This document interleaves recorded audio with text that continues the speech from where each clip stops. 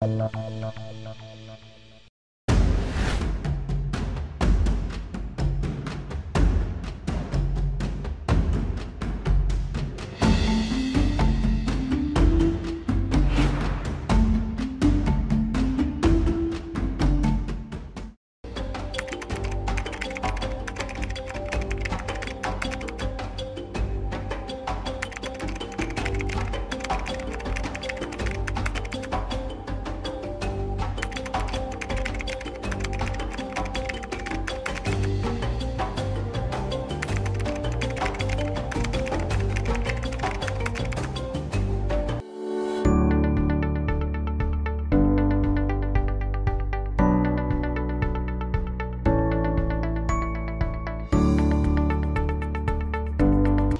have lived in the Tema metropolis for close to 30 years and have heard stories of how vibrant the shipyard was employing hundreds of residents in the metropolis and beyond.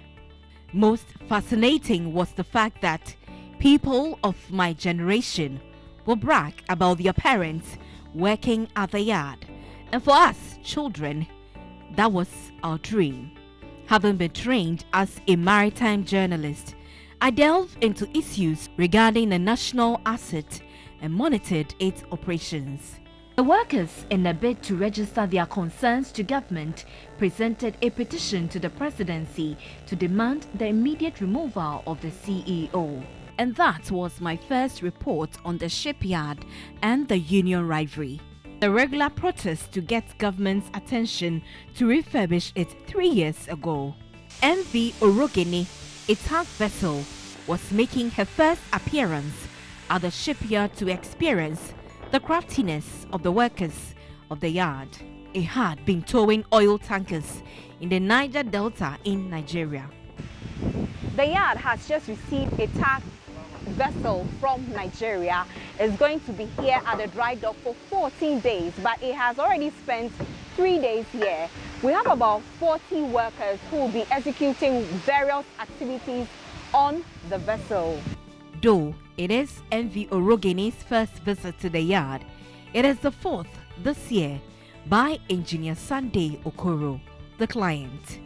Engineer Sunday touts the workers for quality work, but he is concerned about their inability to meet deadlines. What can they do to improve or to revive this yard? You know, they've been increasing, the efficiency has been improving, starting from the first time I came here. You know, it's better now than it used to be. If they continue to step up, you know, if they have to pick something heavy now, you know, I don't know, it's going to be a real problem. I think they need to really, you know, do some reinvestment in some properties here, you know, to improve the dock efficiency. The people are doing well, you know, but I think they still need to improve their. Tema Psc Shipyard and Dry Dock was established in 1965 by Ghana's first president, the late Dr. Kwame Nkrumah, during the construction of the Tema Harbour, as part of the overall infrastructure requirement for the country's maritime industry. The yard is mandated to provide ship maintenance and repairs, preservation works, civil engineering, fabrication and shipbuilding. Psc Shipyard was originally designed to be the largest dock between Cape of Good Hope in South Africa and the southern tip of Europe. Located on a 48.45-acre land adjacent to the port of Tema, the yard operated as part of the Port Authority until 1970, when government assigned the management of shipyard to the Tema Shipyard and Dry Dock Corporation, a statutory corporation created under the legislative instrument LI 676 as a state-owned enterprise. The corporation operated the shipyard until mid-1990s, when as part of the then government's divestiture program, the corporation was converted into a company called the Tema Shipyard and Dry Dock Company Limited. In 1996, the government divested 60% of its shares in the company to a strategic partner, Penang Shipbuilding and Construction of the Business Focus Group, and the name of the company was changed to Psc Tema Shipyard. Penang was subsequently acquired by Bostad Heavy Industries, which took over the 60% shareholdings in the company. Although the goal of the divestiture was to help transform the shipyard into a modern, well-equipped facility to meet the nation's strategic objectives, both Penang and Bostad failed to make the required investment, leading to a court action by Government of Ghana against Penang and Bostad. Subsequently, Bostad agreed to sell its shares to government. Through the Ghana Ports and Harbours Authority, GPHA, government duly paid to regain its 100% ownership of the shipyard together with its assets. But today, the Psc Tema Shipyard is a far cry from the vision which it was set up. In its current state, all three major facilities at the yard requires huge capital injection. The place shop where all metal and rolling works were done, for instance, had gathered dust, rusting away. Many of its equipment have broken down.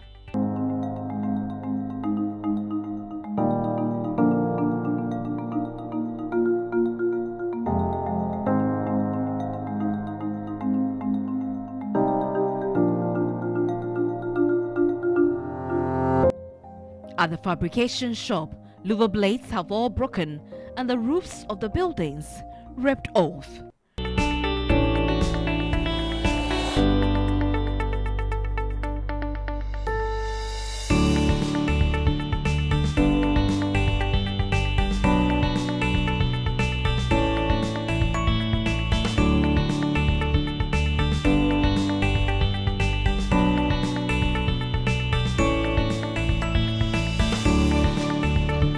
I've been here 2 decades now.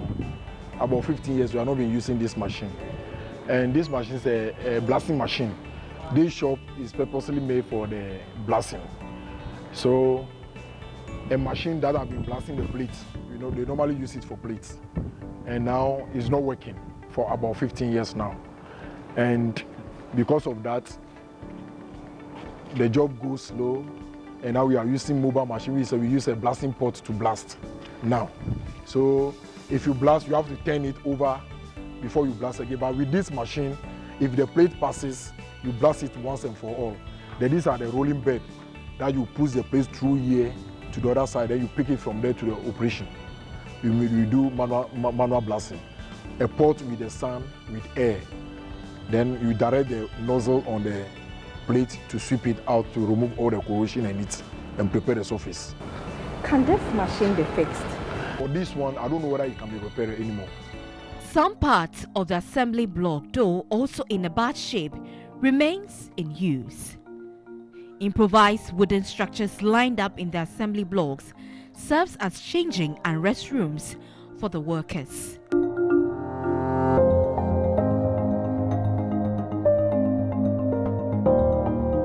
Workers fall on a few new equipment for the major fabrication and offshore welding activities at the yard. Now, your major competitor is Dakar Dry Dock and Shipyard in Senegal. The dock is collapsing, and we want investors to come and take over and repair all these docks. Our government himself coming in with capital to repair the docks. These downside cranes are not working. They've broken down. These cranes from 1965 up to today, they are more than 50 years. We tried to maintain them until last year. They've all broken down. So we need the government or any investor to come in to replace all these cranes so that we can stay in competition with our partners. Now we have so many dry docks around us. You go to Senegal, you have dry dock. So that they do in Senegal for 1 week, we are taking 2 weeks to do it in Ghana because the equipment are not up to modern standards. Workers of the Tema Psc Shipyard, which stood at about 1,000, has shrunk to 280. Since the year 2000, the yard has gone through turbulent times. In 2015, it was indebted to the Social Security and Insurance Trust, SSNIT, workers and clients to the tune to 5.4 million cedis. The country, which used to rake in huge revenue from vessel calls from the Gulf of Guinea, is now making considerable losses. Being the maritime infrastructure coupled with the GPHA own proven ability to successfully manage it, government handed over the Psc Shipyard to GPHA in 2016 to manage in order to attract investors to the shipbuilding activity. Captain Francis Kwesi was tasked to lead the team to achieve this vision. It wasn't a pleasant picture, I must say, when I got in here in July of 2016. Ships were not calling. There were a lot of agitations between rivalry group of unions. Equipment were just not available. The marketing arrangement had just broken down, of course. Consequent to that had been the absence of vessels calling. And of course, then we had to radically put some structures in place. I requested GPHA to assist me by coming in with an additional finance manager as well as an administrative manager and an engineering team as well. We formed a strong or a revitalized management team, starting with regular management meeting and personally spearheading a marketing team that radically had to get the vessels coming in immediately. The finances were in a very bad shape, of course, because vessels, this facility totally depends on internal generated funds, and things were in the negative. So we went about it by getting vessels coming in, and to the end of 2016, we managed to get an additional 18 from the first half of 6, making it 24 vessels for the end of 2016. So that is how I came to meet the yard. Vessel calls began to improve from a low of 6 to 24 in 2017, ranking 25 million cedis for that year. The new management had to implement strategies to revive the operation. I will say that at the time of arrival, something I forgot, their existing labor conditions had expired way back as 2013. But we, management, did not decide to make them loose because the agreement had expired. Management took it upon themselves. We exercised that privilege by increasing their wages, their conditions, and meeting them on with Christmas packages and bonuses, because then things were getting better. We tried to reverse the negativity in our finances into positivity as at 2018 ending. The facility, which was under the management of GPHA, has now been taken over by government again. In 2018, the yard raked in 38 million cedis with 34 vessels calling. It was awarded International Organization Standardization ISO 4100 compliant, certifying that it could enter the global market since it had the capacity to repair 2,500 vessels annually. But its current state will not permit it. Several attempts have been made by government to get an investor to revamp its operations, and as a result, a transactional advisor was hired. Unfortunately, the facility has not seen any appreciable development and is saddled with obsolete equipment. It is therefore for this reason and many others that the government, in line with the Section 40 of the Public Procurement Act, is soliciting for a private partner to upgrade and develop the shipyard. 25 companies submitted bids, of which 6 were shortlisted. The pre-proposal conference is therefore part of the processes to give opportunity to the shortlisted firm to seek clarification on issues regarding the bidding process. It is the expectation of government that the private partner that will be selected at the end of the solicitation processes will partner government to bring about the needed technology and investment that would eventually lead to the scale-up facilities at the yard. Alka Energy expressed interest in government's bid to select a strategic investor to revamp it. That, therefore, the committee had to go to verify for themselves things that they had put on paper.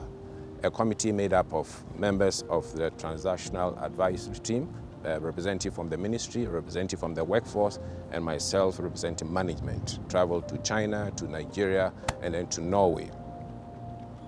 And then the committee continued with engaging them to deliberate on some matters that was held in a facility in Accra. But somewhere along the line, I think this was put on hold, and then we had information that there are Aker Energy who had already started operations or decided to be part of our oil and gas program, were to be the entity that was to help in bringing up the functionality of the shipyard. So that was also a test, and I think they wanted to ram up with Dubai dry docks in Dubai, of course. So that also started, and we are looking for the embassy to settle to see how positive that would be. The shipyard is well positioned to take advantage of opportunities in the shipping industry. It will be recalled that Singapore and Malaysia shipyards commenced operation in the same year as Ghana, but the two countries have since maintained the market's leadership in shipbuilding. Ghana has the largest dry dock and shipyard and used to be leading in the West Africa region, but not anymore. Competition is catching up on us fast. Nigeria, Togo, Senegal, Ivory Coast have all established a yard, and business is booming for them. And thus, the current state of the facility is causing us to lose millions of dollars. Government has hinted of resourcing the yard in the first quarter of 2020. But until then, projected achievements and operations will remain a vision.